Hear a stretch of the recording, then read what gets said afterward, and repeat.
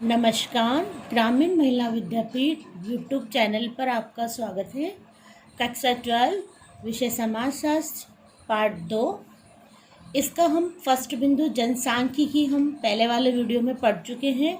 दूसरा जो हमारा बिंदु है वो है जनांख्यिकी से संबंधित सामान्य अवधारणा। जनसांख्यिकी अवधारणा तो हम पढ़ चुके हैं।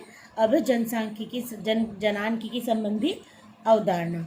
जनसांख्यिकी का अर्थ होता है जिसकी गणना की जाए, वो क्या कहलाता है? जनसांख्यिकी। और जनांख्यिकी क्या कहलाता है, इसके बारे में हम पढ़ेंगे। जनांख्यिकी का अर्थ होता है देश में परिवर्तन की दशा एवं दिशा का अनुमान लगाना ही क्या कहलाता है? जनांख्यिकी कहलाता है। प्रश्न पाठ के नाम से भी कई बार बनते हैं। जनांख्यिकी किसे कहा जाता है? जनांख्यिकी क्या है? जनांख्यिकी का अर्थ बताइए। तो देश में परिवर्तन की दशा एवं दिशा का अनुमान लगाना ही क्या कहलाता है? जनांख्यिकी कहलाता है। जनांख्यिकी को 7 भागों में डिवाइड किया गया है। कितने भागों में बांटा गया है इसको? 7 भागों। अब हम देश का अनुमान कैसे लगाएंगे कि उसकी दिशा में परिवर्तन कितना हो रहा है, कैसे लगाएंगे? साक्षरता के अनुसार, लिंगानुपात के अनुसार, शिशु मृत्यु दर के अनुसार, मातृ मृत्यु दर के अनुसार, आयु प्रत्याशा के अनुसार और परासिकता निर्भरता के अनुसार हम जनांख्यिकी की दशा और दिशा दोनों का परिवर्तन हम लगा सकते हैं। अब इसको हम डिटेल में पढ़ेंगे कि साक्षरता क्या है। साक्षरता नाम से पता चलता है साक्षर होना। जो व्यक्ति किसी भी भाषा को समझ सके, उसके लिए वो लिख सके और पढ़ सके, वो व्यक्ति क्या कहलाता है? साक्षर कहलाता है। सिंपल सी परिभाषा, एग्जाम में से इन जो टॉपिक है इनमें से एक क्वेश्चन 100% आता है। साक्षरता किसे कहते हैं? जो व्यक्ति किसी भाषा को पढ़ या लिख सके वो साक्षर कहलाता है। इसको साक्षरता निकालने का क्या सूत्र है? अब हमें तो सभी व्यक्ति पढ़े लिखे हैं, कोई 7th है, कोई 8th है, कोई 12th है, लेकिन हमें साक्षरता दर निकालने कैसी पड़ती है? साक्षरों की संख्या प्लस 7 वर्षों से अधिक व्यक्तियों की संख्या प्लस आयु वाली जनसंख्या की। हम 10 वर्ष का निकाल रहे हैं, हम 15 वर्ष का निकाल रहे हैं या हम 20 वर्ष का निकाल रहे हैं। इस सूत्र के माध्यम से हम साक्षरता दर निकाल सकते हैं। दूसरा बिंदु आता है हमारा स्त्री पुरुष अनुपात, इसे लिंगानुपात भी कहते हैं। इसमें से भी क्वेश्चन 1 नंबर का बनता है। जनसंख्या में प्रति 1000 पुरुषों की तुलना में स्त्रियों की संख्या स्त्री पुरुष अनुपात कहलाता है। किसकी तुलना में? पुरुषों की तुलना में स्त्रियों की संख्या। किसकी संख्या? पुरुषों की तुलना में स्त्रियों की संख्या। कितने पुरुषों की तुलना में? 1000 पुरुषों की तुलना में स्त्रियों की संख्या ही क्या कहलाता है? लिंगानुपात कहलाता है या स्त्री पुरुष अनुपात कहलाता है। एग्जामिनर लिंगानुपात भी पूछ सकता है तो भी आपको यही परिभाषा देनी है। स्त्री पुरुष अनुपात भी पूछ ले तो भी आपको यही परिभाषा देनी है कि 1000 पुरुषों की तुलना में स्त्रियों की संख्या ही क्या कहलाता है? स्त्री पुरुष अनुपात कहलाता है। इसके बाद में हमारा स्त्री पुरुष अनुपात निकालने के लिए सूत्र है। कैसे निकाला जाता है स्त्री पुरुष अनुपात? वह स्त्री पुरुष अनुपात बराबर स्त्रियों की संख्या बटे पुरुषों की संख्या इंटू 1000। उसमें हमने 100 लिखा था, इसमें 1000 क्यों लिखा? क्योंकि हम कितने प्रति पर निकाल रहे हैं? 1000 प्रति व्यक्ति पर, 1000 प्रति पुरुषों के ऊपर हम निकाल रहे हैं। तीसरा था हमारा ये आता है जन्म दर की। जन्म दर किसे कहते हैं? जनसंख्या में प्रति 1000 पर जीवित उत्पन्न हुए बच्चों की संख्या जन्म दर कहलाती। कितनों पे? 1000 बच्चों पे, जीवित बच्चों पे उत्पन्न जो संख्या है वो क्या कहलाती है? जन्म दर कहलाती है। जन्म दर निकालने का सूत्र, जीवित जन्मे बच्चों की संख्या फिर कुल कितने बच्चे हैं उनकी संख्या बटे हुए कितना इंटू कितना है? 1000। इससे क्या निकलेगी? हमारी जन्म दर कितनी है। दूसरा आता है हमारा, नेक्स्ट आता है मृत्यु दर।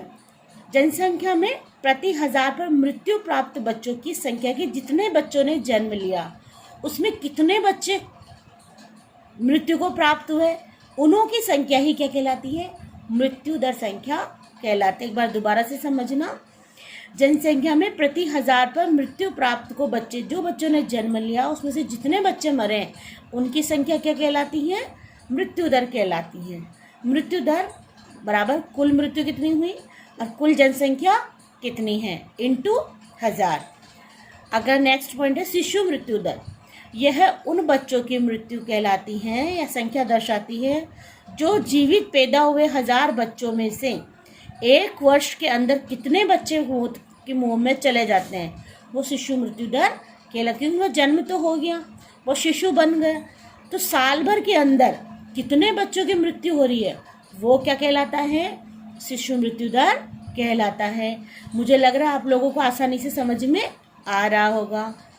मातृ मृत्यु दर, मातृ मृत्यु दर किसे कहते हैं, उन स्त्रियों की संख्या जिसकी सूचक है जो जीवित प्रसूति के दौरान 1000 बालनों में से अपने बच्चे को जन्म देते समय मृत्यु को प्राप्त हो जाती है। वो माता या वो स्त्री जन्म देते हुए, बच्चे को जन्म देते हुए उसकी मृत्यु अगर हो जाती है तो मातृ मृत्यु दर कहलाई जाती है। अगला है हमारा आयु प्रत्याशा। एक औसत व्यक्ति का अनुमानतः कितने वर्षों तक वो जीवित रहेगा, इसकी आयु लगाना ही आयु प्रत्याशा कहला, मतलब कल्पना के आधार पर कोई कार्य किया जाए तो आयु प्रत्याशा कहलाता है। जैसे हम बोल देते हैं कि आज हमारे देश में मोदी इतना राज करेंगे, 29 साल कर, अरे 29 साल के बीच में हो सकता है कुछ भी हो जाए। कोई भी व्यक्ति, आज मैं हूँ तो मैं 50 साल की होके मरूंगी, अनुमान लगाया, उसके पहले भी कुछ हो सकता है, तो क्या कहलाया जाता है, आयु प्रत्याशा कहलाई जाती है।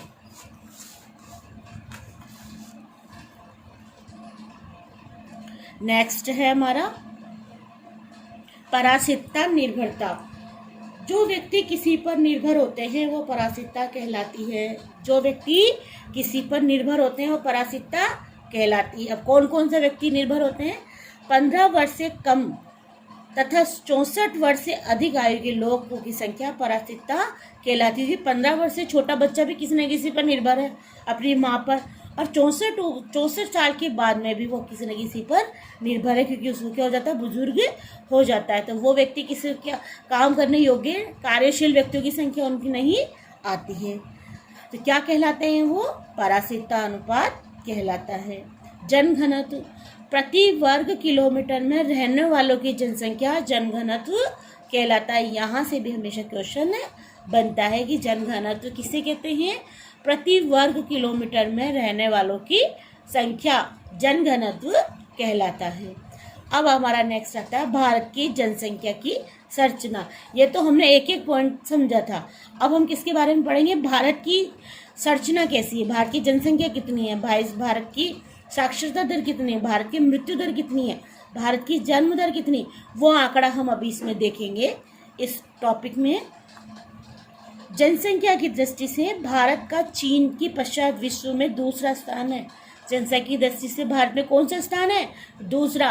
अब नेक्स्ट अगर हम लोग जनगणना करें तो हमारा भारत प्रथम स्थान पर ही आएगा, तथा भौगोलिक क्षेत्र के हिसाब से 7वां स्थान है। भौगोलिक क्षेत्र के हिसाब से तो हमारे देश का कौन सा स्थान है, 7वां, और जनसंख्या की दृष्टि से कौन सा है, दूसरा। एग्जामिनर यहाँ से 100% क्वेश्चन बन जाता है, कहीं से पूछ सकता है कि भौगोलिक दृष्टि से, जनसंख्या की दृष्टि से हमारे भारत का कौन सा स्थान है, हम लोग दूसरा कर आते हैं। क्यों, क्योंकि हम लोगों ने पूरा पढ़ा ही नहीं क्वेश्चन, तो वहाँ से कितने नंबर का बनता है, वो कौन सा स्थान आएगा, 7वां। और यूँ भी पूछ लेता पहला स्थान किसका है, तो किसका आएगा, चीन का। भारत में पहली बार जनगणना कब हुई थी, यहाँ से भी क्वेश्चन बनता है, कब हुई थी, 1872 में जनगणना हुई थी। इसके पश्चात दूसरी जनगणना कब हुई थी, 1881 में हुई थी। और इसके उपरांत कब होने लगी थी, रोजाना ही नहीं होती थी, प्रति 10 वर्ष में देश की जनगणनाएं होती। तो मानव की जनसंख्या जनगणना कितने वर्षों में होती है, 10 वर्षों में। और जानवरों की जनगणना कितने वर्षों में होती है, 5 वर्षों में। भारतीय समाज की प्रवृत्ति एवं प्रकृति को जानने के लिए हमें जनसंख्या वृद्धि दर, जन्म दर, मृत्यु दर, जीवन प्रत्याशा, लिंग अनुपात, जनघनत्व, साक्षरता, ग्रामीण नगरीय जनसंख्या आदि को जानना आवश्यक है। अब हमारा नेक्स्ट है, अब हम जानेंगे भारत की जनसंख्या का आकार कैसा है और यहाँ की वृद्धि कैसी है। भारत की जनगणना 2011 के अनुसार भारत की जनसंख्या 121 करोड़ मानी गई है। कितनी जनसंख्या है हमारे भारत की? 121 करोड़ है। स्वतंत्रता प्राप्ति से पहले भारत की जनसंख्या वृद्धि दर बहुत ज़्यादा ऊंची नहीं थी, परंतु जैसे ही हमारा देश आज़ादी प्राप्त करने को पश्चात बड़ी तेजी से जनसंख्या बढ़ने लगी।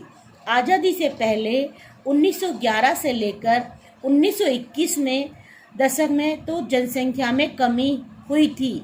इसका कारण था 1918-19 में दौरान इन्फ्लुएंजा महामारी का प्रकोप था। यहाँ से हमेशा क्वेश्चन बनता है बेटा, ये इम्पोर्टेंट लाइन है कि जनसंख्या कब घटी थी, कौन सी बीमारी के कारण? तो इन्फ्लुएंजा महामारी के कारण 1918-19 में क्या हुआ था बेटा? जनसंख्या में क्या आई थी? कमी आई थी, और तब क्या हुआ था? जनधन की हानि हुई थी, जो हमारे अभी 2020 में हो रहा है। यहाँ से भी नेक्स्ट जब बुक्स आएगी ना तो उनमें क्वेश्चन बनेगा। लाखों में हमारे यहाँ कोरोना के कारण जनसंख्या कम होती जा रही है। जनगणना 2011 के अनुसार राजस्थान की जनसंख्या 6.86 करोड़ है। वो तो हमने 121 करोड़ तो कहाँ की है? भारत की। क्वेश्चन यहाँ से भी पूछ सकता है राजस्थान की जनसंख्या कितनी है? तो 2011 की जनगणना के अनुसार राजस्थान की जनसंख्या कितनी है बेटा? 6.86 करोड़ इस यहाँ की जनसंख्या मानी गई है, जिसमें 10 की वृद्धि 21.31% हो रही है, और 10 साल में वृद्धि कितनी हो रही है? 21.31 हो रही है। कितनी हो रही है? 21.31 वृद्धि हो रही है। तो राजस्थान का भी पूछ सकता है और भारत का भी पूछ सकता है। भारत की कुल जनसंख्या का 5.66% लोग राजस्थान में निवास करते हैं। हमारे भारत की जनसंख्या का कुल कितना प्रतिशत लोग रहते हैं? हमारे राजस्थान में कितना रहते हैं? 5.66% रहते हैं। भारत में सर्वाधिक जनसंख्या वाला राज्य उत्तर प्रदेश में है। सबसे ज़्यादा भारत में जनसंख्या वाला राज्य कौन सा है? यहाँ से भी क्वेश्चन बनता है। तो उत्तर प्रदेश है, जिसकी जनसंख्या कितनी है? 19.98 करोड़ मानी गई है। तो यूपी की जनसंख्या कितनी है? 19.98 करोड़ है। अगला क्वेश्चन है हमारा, अगला टॉपिक है भारत में जन्म दर कितनी है और मृत्यु दर कितनी है? जन्म दर भारत में 1981 में जन्म दर 36.0 चीन को छोड़कर विश्व के सभी देशों से सर्वाधिक है। मतलब दूसरा स्थान आ रहा है। तो जनसंख्या दर कितनी होगी हमारे यहाँ की? जन्म दर 36.0। चीन के बाद में दूसरा स्थान है जन्म दर में किसका? भारत का। वर्तमान में ये दर कितनी हो चुकी है? 21.8। एग्जामिनर आपसे पुराना भी पूछ सकता है, वर्तमान भी पूछ सकता है, तो दोनों के आंकड़े आप याद करना। गांव में शहर की तुलना में जन्म दर ज़्यादा, तो सबसे बच्चे उत्पन्न ज़्यादा कहाँ पे हो रहे हैं बेटा? गांव में उत्पन्न हो रहे हैं। मृत्यु दर भारत में आज़ादी से पहले उच्च मृत्यु दर बनी हुई थी। वर्तमान में ये 2011 में 7.1 प्रति हज़ार हो गई, फिर भी विकसित देशों की तुलना में काफ़ी है। मृत्यु दर भी हमारे यहाँ पर कैसी होती जा रही है? कम होती जा रही है। तो आंकड़ा आपसे भारत का, राजस्थान का, दोनों का ही वो एग्जामिनर पूछ सकता है, तो आपको याद करना है। अब आता है हमारा नेक्स्ट टॉपिक है भारत में ऊंची जन्म दर के कारण। कि आखिर हमारे यहाँ पर भारत में इतनी ऊंची जन्म दर क्यों है? लोग यहाँ की जनसंख्या कम क्यों नहीं करते? विकसित देश क्यों नहीं हमारा? इसके लिए आगे हैं हमारे यहाँ के जलवायु कैसा है? गर्म है। विवाह कैसे होते हैं? बाल विवाह। विवाह की अनिवार्यता जरूरी है कि कंवारा रहना नहीं चाहिए, शादी होनी चाहिए। भाग्यवादिता, भाग्य को जोर देते हैं। पुत्र की कामना, ये सब हमारे भारत की जन्म दर को बढ़ाने का कारण है, इम्पोर्टेंट कारण है। ये पूछ ले तुमसे कि गर्म क्या है? गर्म जलवायु, बाल विवाह, विवाह की अनिवार्यता, भाग्यवादिता। अब आता है राजस्थान में भी जन्म दर। राजस्थान में भी जन्म दर में अभी भी जन्म दर 26.2 तथा मृत्यु दर 6.7 के बीच का अंतर है। राजस्थान में अभी भी जन्म दर कितनी है? 26.2, और मृत्यु दर कितनी है? 26.7। तो राजस्थान का भी आंकड़ा याद रखना और भारत का आंकड़ा भी याद रखना। अब भारत में जनघनत्व, भारत का जनघनत्व कितना है? एक वर्ग किलोमीटर क्षेत्र में जितने लोग निवास करते हैं वह जनसंख्या घनत्व कहलाता है। जनसंख्या घनत्व किसे कहते हैं? एक वर्ग किलोमीटर में जितने व्यक्ति रहते हैं वो वहाँ का क्या कहलाता है? जन घनत्व कहलाता है। भारत की जनगणना 2011 के अनुसार बिहार की सर्वाधिक जनघनत्व वाला देश माना गया है। बिहार राज्य की जनगणना जनघनत्व सबसे ज़्यादा कहाँ का है? बिहार का। सबसे कम जनघनत्व वाला राज्य कौन सा है? अरुणाचल प्रदेश। तो यहाँ से भी वो क्वेश्चन पूछ सकता है, बिहार सबसे ज़्यादा सर्वाधिक कहाँ का है और कम सबसे ज़्यादा कहाँ का है? तो अरुणाचल प्रदेश का। अब भारत में साक्षरता। शिक्षित होने से पहले साक्षर होना जरूरी है, बात हम सब जानते हैं कि जिसको लिखना पढ़ना आ जाए तो पहले साक्षर होगा, उसके बाद में क्या होगा? वो शिक्षित होगा। जरूरी है शिक्षित व्यक्ति के लिए आजीविका के कई विकल्प विद्यमान पाए जाते हैं कि व्यक्ति अगर शिक्षित है तो उसको कई जगह नौकरी करने को आराम से मिल जाती है। 2011 की जनगणना के अनुसार सबसे साक्षर दर सबसे ज़्यादा कहाँ की? केरल की। सबसे ज़्यादा साक्षर व्यक्ति कहाँ है? केरल में। और सबसे कम साक्षर व्यक्ति कहाँ है? बिहार में। साक्षरता दर से क्वेश्चन हमेशा बनता है, जनघनत्व से हमेशा बोर्ड में क्वेश्चन बनता है। तो आप इसमें से ये मान लो अति के क्वेश्चन और निबंधात्मक जनसांख्यिकी संरचना पूछ सकता है और जनांकिकी की अवधारणा वो पूछ सकता है आपसे। अगर जनांकिकी की अवधारणा पूछता है तो आपको जन्म दर, मृत्यु दर, साक्षरता दर, जनघनत्व, जीवन प्रत्याशा, ये सब पॉइंट आपको लिखना पड़ेगा। अगर जनसांख्यिकी पूछता है तब तो आपको उसमें कौन सा आएगा? 2 सिद्धांत आएंगे, संक्रमण का सिद्धांत और माल्थस का सिद्धांत, जो मैं आपको दोनों वीडियो में पढ़ा चुकी हूँ। नेक्स्ट टॉपिक में हम पढ़ेंगे ग्रामीण नगरीय विभाजन की विभिन्नता। आपको इस वीडियो में समझ में आया हो तो आप इसके नोट्स हमारे विद्यापीठ ग्रुप से ले सकते हैं। धन्यवाद।